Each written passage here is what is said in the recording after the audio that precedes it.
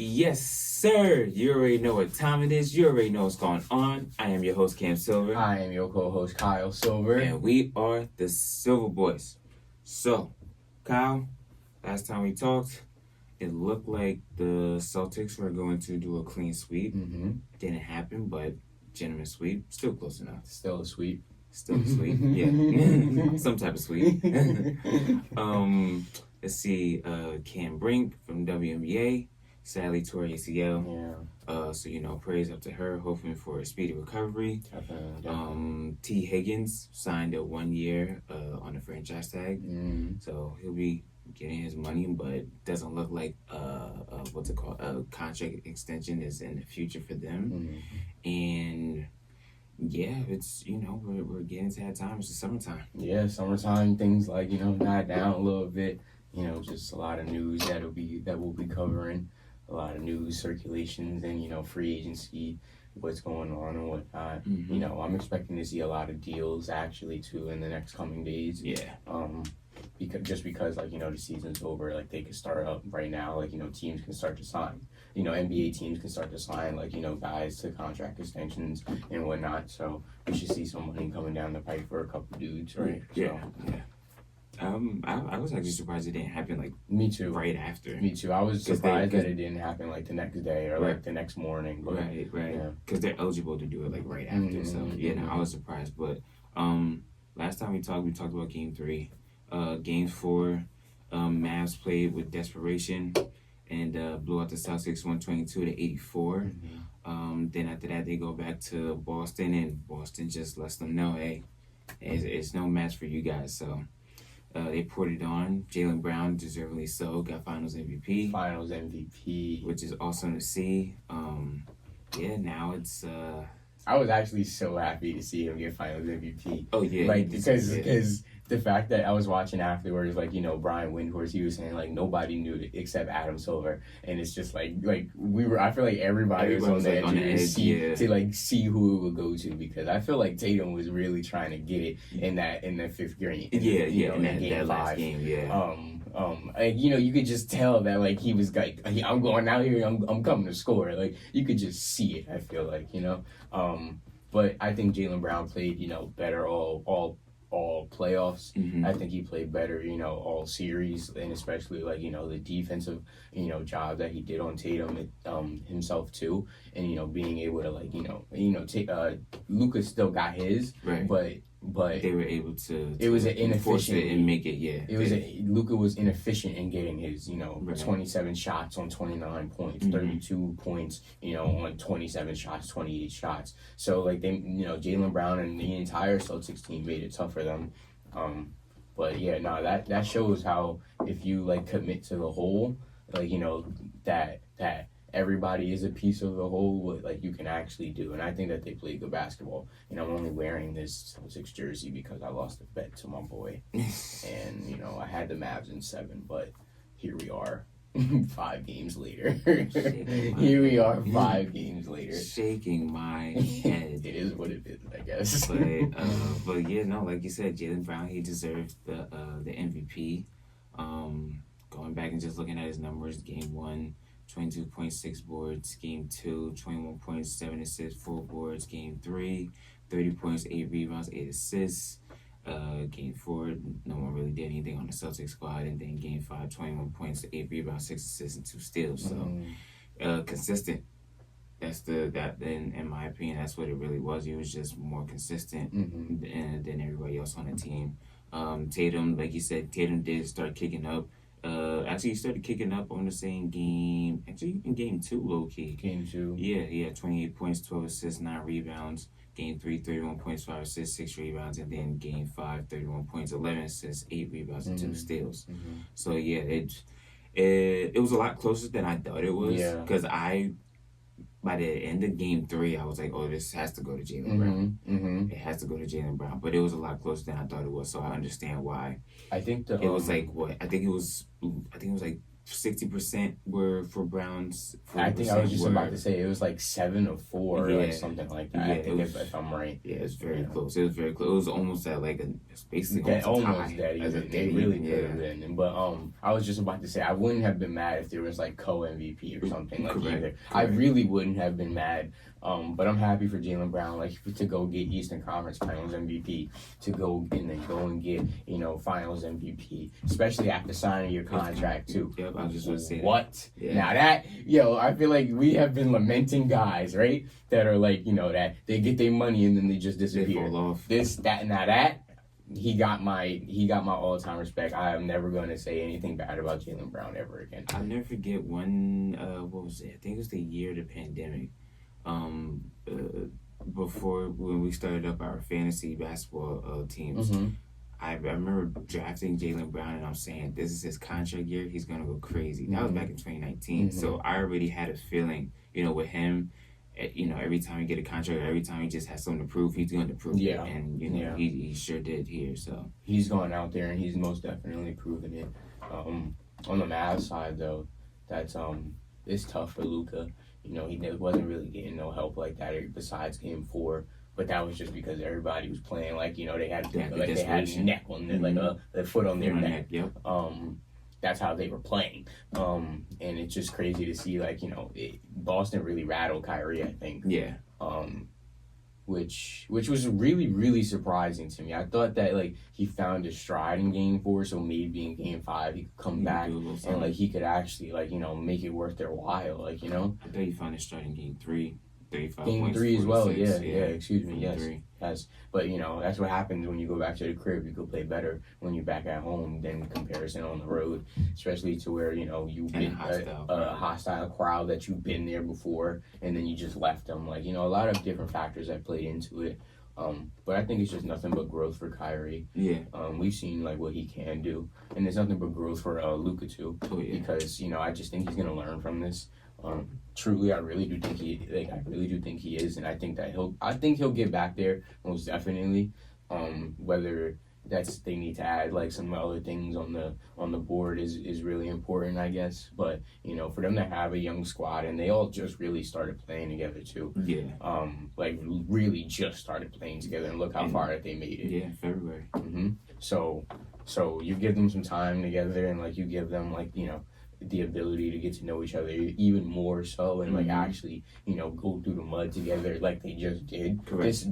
This is only gonna make that team stronger if they can keep everybody. Yeah, I'm very interested to see what type of little moves that they start to make. But yeah, it's difficult because they went up against a juggernaut team who was just better than everybody basically all year. Yeah. It was just a matter of them all being healthy, which they ended up technically being, except for Kristaps. Kristaps has to get surgery. Matter of fact, this off season. But yeah, hats off to Dallas for what they did this season. They came in and they just figured it out along the way, and that's a tough thing to do. On the fly. Yeah. So that's a very tough thing to do, and I think all of them just get better from here. They just keep pushing forward. Nah, I seen D live, Derek Lively. When I seen him pull up for that 3. He looked way too smooth with it to not be shooting a little bit more. I'm just saying that. I think that's you also got to understand when he was at Duke, he never shot threes. He was a rebounder. He was the garbage man, I was calling him. He was the cleanup guy. I'm just saying. Yeah. The jumper looked very smooth. That comes with time, though. Yeah. That's gonna come with time, though. You know what I mean? So maybe that's the next step in his development as a player, though, too. To be able to bang down there, but be able to step back out there too. Yeah. No, the pick and pops and pick and rolls for him, that would be endless. Because now he could start to fade on the screens now, and then Luka could just find them too. Kyrie could just find them. Now if you add that would be crazy, because then you could turn them into damn near another Kristaps. I'm already thinking of double screen stagger almost. You have either Luka or Kyrie coming off of it with Gafford and Lively. Lively fades off into the wing, and while Gafford Gafford scratches cutting, down into the paint. Mhm. That right there would be a headache to guard. Yeah. You Just know? it's straight It's or just- DHOs. Like, you Mhm. just go straight downhill, and then you pop right back out hella quick. Luka can find you in one of them behind the back passes if you in the right spot. Correct. Yeah, That would be a That'd be crazy pretty progression. cool. That would pretty be a cool. crazy progression, that would actually. actually be like really cool to see. Right? I would Right? love that. Right? I would love So, that would be wild. Yeah, nah, shout out to them. Like, they went through OKC, they went through Minnesota. They got it done. They Yeah. got it. They did what they needed to do, and they handled those teams pretty well. Yeah. So it's just all about up from here. If they can go up, I hope they do. Jason Kidd's a great coach, I think. But shout out Jason Mazzulla too. Joe Mazzulla. Excuse me. Shout out Joe Mazzulla too. Because he showed that he could coach. He could coach his butt off too. Yeah. Definitely. Yeah, he impressed me a lot. Yeah. This Yeah. run. And he said he tore his you seen that? He tore his like meniscus. His meniscus, Yeah. yes. He tore his meniscus back in like March or something.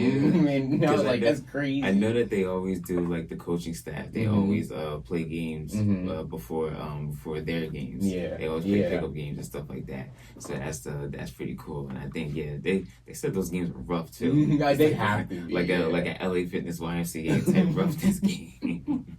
That's wild. That's funny.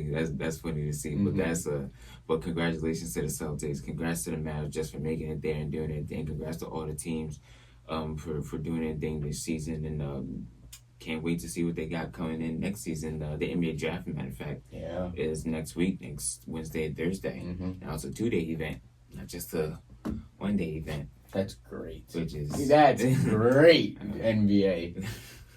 Great job. I'm trying to somehow, some way get more views, but I don't think that's the way to do it. But that's great. I don't really think it is either. It just seems asinine to me. It seems like they're trying to copy the NFL. The NFL is a different entity though when it comes to There's stuff so like that. much more players that you need to draft. Yes, though. it's a 7-round Exactly. draft. It has to be 3 days. It can't be Mhm. squeezed into 1 day. It's not possible. No.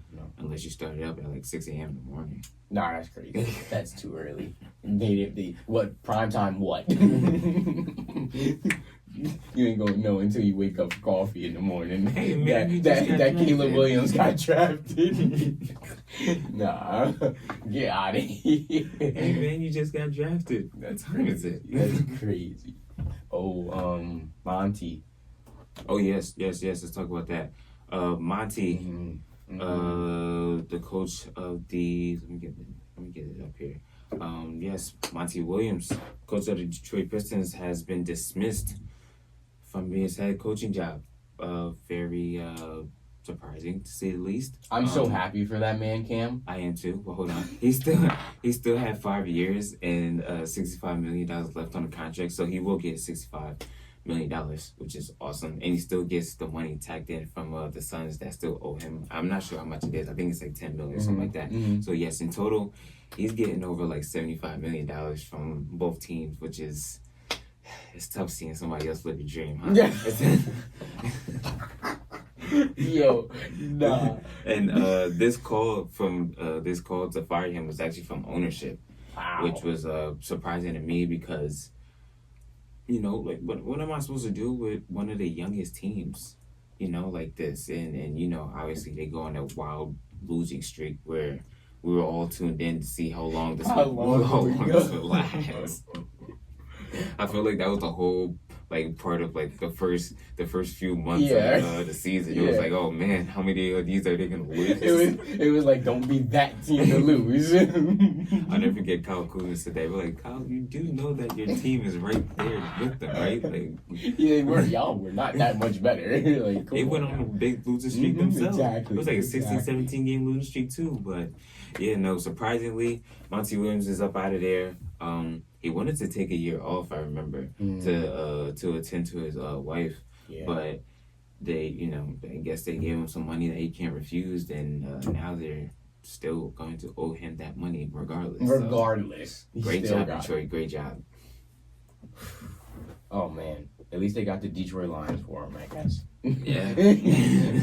I guess. Even the Tigers just... I was shocked, too, to see that, because it's like, how could you not, what is this, this trend in basketball going on that like you're not giving coaches time to adjust in time to like really like build an organization. Like, you know, it shouldn't just be I want quick results because you're this head coach, like you're good, like you know what I mean. Like, that's not how I think teams should look at it, and that's how I believe that they are looking at it.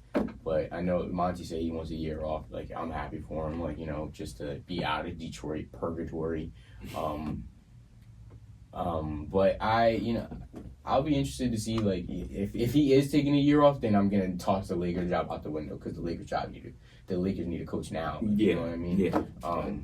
But that would have been interesting to see, like, you know. But I don't know if, like, you know, scheme wise and whatnot. Like, I think he's a great coach, like a great man. But, like, you know, would he have been able to fit in LA? Like, you know, like those are questions you gotta ask too. Right. Like, can he fit with like a LeBron? Like, you know, because we've seen what he did with KD, you know, and D Book. Like they could almost get there, but they just couldn't get there. Like that little time that he had with them too. Exactly.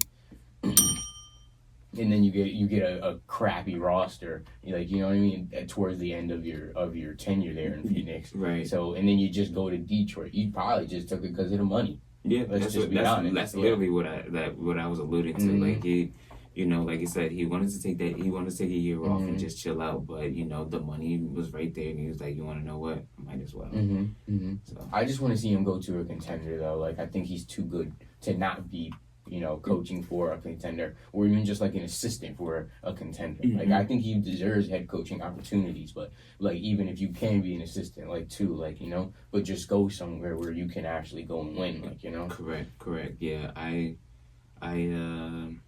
just feel bad for him because it's not much you could really do. You know, you had Cade Cunningham, Jaden Ivey, you know, Jalen Duren, but you know, Cade being in and out of the lineup, you know, Jaden Ivey still needs to grow a lot more. Jalen Duren was literally your only really consistent spot on that team that was able to get you know, your 10-10. And then after that, everything else, you were kind of like, all right, well, let's see what else everybody else can give me tonight, you know? So in Detroit, I don't know why they did that to themselves. You know, no one at all expected you guys to have over 20 wins. No. So there's no reason for you to sit here and be like, oh, yeah, we're just going to get rid of Monty Williams. So then now my question is like, now you still owe this man, like, however much money you owe him. What are you going to do? Go and sign another head coach for however much? Like I guess. That's crazy. I guess. That's crazy. That's the only thing I got. No, hold on. I want to switch gears one more time. Did you see Jeff Van Gundy is going to be the consultant of the Boston Celtics? Yeah. That's crazy. Actually, no, excuse me. No, with the Clippers. Excuse me. Yes, he was just with the Celtics. Now being with the Clippers, that would be good for them. They need that. Big. They need that. I was actually so happy to see that for Jeff. They need that. Because, you know, there's no certainty with Paul George coming back. That negotiation is not going as well as they wanted to. You know, obviously we still don't know what's going on with Kawhi, really. Russ still being there, Harden still being there, Zubac and others. It's a lot of questions are there, and they need another. Just to now you have Ty Lue and Jeff Van Gundy going back and forth on ideas. I think that's great for even basketball too. Like, you know, for them to run like an actual organization to where that they can get, like, you know, different looks, and they could do different things to where these guys don't have to be so ball dominant and so ISO heavy. You know? Right. I think that's what you've seen with the Celtics too. Exactly. Yeah. Exactly. Yeah, but the Clippers, it's you know, they eventually time runs out, so you know they got to figure that out quickly, really quick, because that door is closing fast, like on just Kawhi and like Russ and Harden, like their careers in totality. That door is closing. Like, you got to go and get it done now. Yes. As soon as possible. Yes. But you got teams like Boston, and I'm still going to throw Denver in the mix. They still got Jokic, and they still got Murray. I'm going to still throw them in the mix. Yeah. The young teams Minnesota. in Minnesota. Like- Ja comes back next year. Come you on know, now. we don't know what the Lakers could possibly look like. You know, Mavs, the Mavs. You know, we don't know what the Suns will look like. OKC. OKC. You know, the Pelicans. Yo, And like they're the- shopping around Brandon Ingram. Yeah. That now that's something to talk about. That's crazy. Yeah, I think Zion showed them something this year to where they're like, okay, fine. Like, Yeah. you know what? Here. They're just like, here. And we gonna get you some stuff. Now the biggest thing is how can they keep Zion on the the floor. courts? Yeah. That's the biggest thing. You know what I mean? Because I think this year, though, it was a good start. Oh yeah, for sure. It's just the minor, little minor tweaks here and there, just keeping him, just like getting his body right and making sure, because the thing is, we love the regular season and everything, but the thing is, can you really make it? When it's the middle end of April, going into May, going into June, can you really make it? That's the test of who's really, that's the test from boys to men. Yes. So Yes. I think that's the biggest thing right there for them, is just making sure that he can stay on the court, because obviously when he stays on the court, their chances of winning skyrockets through the roof. So and they needed him badly. They did. Against OKC. They did. Because I think that they could have took him if they had Zion. To be quite honest with you. Yeah, it wouldn't have been a clean sweep. No, Not at all. That would have been a 6-7 game series. Yeah. On either side. Yeah. On either side. Yeah. So, but that goes to show you like how stacked the West The is West right now. is, yeah. Like absolutely like a gauntlet to go through, which is crazy right now. And then, Crazy. And then the East is very top heavy Mm-hmm. with Boston, with the Knicks, with Philly. If Philly can figure out to get another player. Yeah. I'm wondering what Cleveland's gonna do. Cleveland, Donovan with Mitchell. Donovan, And even another coach because they got Right. rid of JB Bickerstaff. So, yeah, there's a lot of questions in There's there. a lot of There's a moving lot of parts in the questions in NBA there right now. Yeah, definitely. Like I said, we still got the draft next week, so obviously I feel like that's gonna answer a good amount of questions as well. Absolutely. And then, free agency is here, Mm-hmm. so yeah, a lot of shopping around, a lot of who's gonna be where. I see a few guys with different jerseys on next season. Yeah, Different contracts most definitely. next season. So yeah, no, I'm very excited to see what they bring us this summer. Yeah, me too, bro. Me too. I can't wait. I cannot wait. We're gonna be talking about it too. We alluded to this earlier. Tee Higgins signed a franchise tag on Monday. Higgins is set to make $21.8 million this season under the tag. He can negotiate for a new contract until July 15th, but that is unlikely. In Higgins' first 4 seasons, he's had 3,683 receiving yards and 24 touchdowns last season. Even dealing with a rib and hamstring injury, he only played 12 games but had 42 receptions, 656 yards, and 5 touchdowns. Higgins very productive. Very productive. It was, he's one of my favorite players to watch right now. Him and Jamar are a great 1-2 tandem, but eventually guys got to get paid, and obviously they're gonna favor Jamar, which is you can't really fault them for that. Obviously if you go either way, you don't really lose much, but yeah, gonna be very interesting because this is in a sense Tee Higgins tryout year or audition year for everybody else, Literally. So I'm looking forward to see what he can do, and hopefully he stays healthy well enough so that he can show everybody what he can really do. Yeah, like well enough to produce and go and get that bag somewhere. Absolutely. I know there's definitely a lot of teams out there that could use him. I think it'd be a big loss for the Bengals though too. Yeah, it would be a really big loss, especially for Joe Burrow too. Mm-hmm. I think that because if you lose him, then teams can start to double Jamar, and all the attention's gonna go to Jamar and whatnot. So it alleviated a lot of the Bengals' pressure, I think. Correct. So it'll definitely be a tough thing if he does leave, or if they just let him walk out the door. Right. Right. But like you said, guy got to get paid, and there's only so much money on the table, right? Yeah. So same thing with going to Brandon Aiyuk from San Francisco. Yeah. They still he's saying that they don't want him hearing from Field Yates on ESPN that they do want him. So I don't know what to believe right there. I don't know. That's very tricky to try to decipher. Mm-hmm. And then plus on top of the fact that one of the two have to go, whether it's Aiyuk or Samuel. Yeah. And they drafted what's his face, Ricky Parcell, if I'm not mistaken, that's what his name is, who is another quote unquote Samuel type of wide receiver where he could do a lot of things. Swiss Army knife type of guy. So, that'd be very tough to lose one of them. Mm-hmm. It'd be very tough to lose one of them either way because they were both very instrumental on these runs over the past couple of years. So, it'll be very tough to watch go down. Yeah, I agree. So, couple more minutes left. Anything on your mind?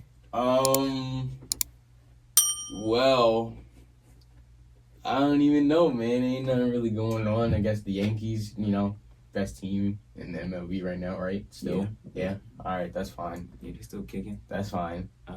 That's fine. Yeah, no, they still doing their thing. Aaron Judge actually got hurt the other night. He did. Yeah. In their 4-2 win against Baltimore. He got hit by a pitch on the left hand, but the hand is okay. Oh my God! And Mookie too. Yeah, but Mookie's fractured. Yeah, that one was bad. Mookie's out for the next 4 to 6 weeks, but Aaron Judge is gonna be fine. He's day to day, so he's okay. They got Soto back. Soto's doing his thing. Stan's doing alright. Rizzo has to go on the IL.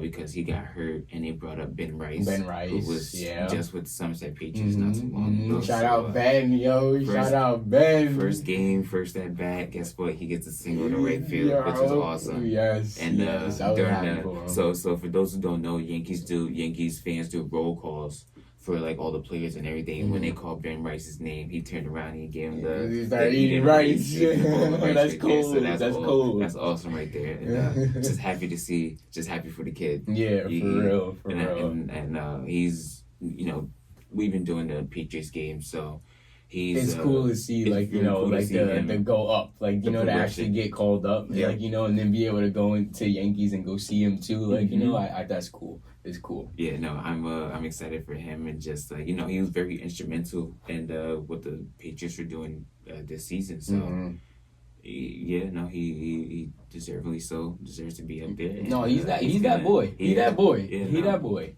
There's a couple other guys. There's a bunch of dogs on the Patriots, on the Somerset Patriots. There are a couple guys down there who are gonna come through and start ripping through the league pretty soon. Facts.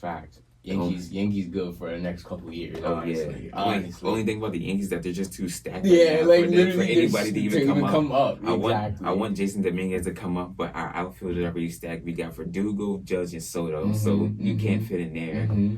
So it's Spencer Jones. He's another one. Spencer Jones, who I want to see come up, but like I said, once again, it's too stacked out there. It's too stacked out there, and that's one of those good problems to have. Yeah, for real.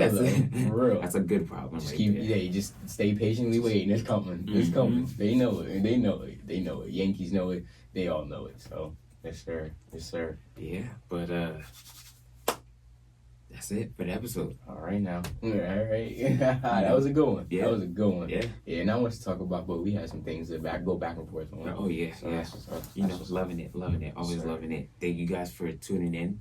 We greatly appreciate you guys. And we didn't get a chance to, but happy belated Father's Day to all the amazing fathers out there. Love you, Pops. Thanks, Dad.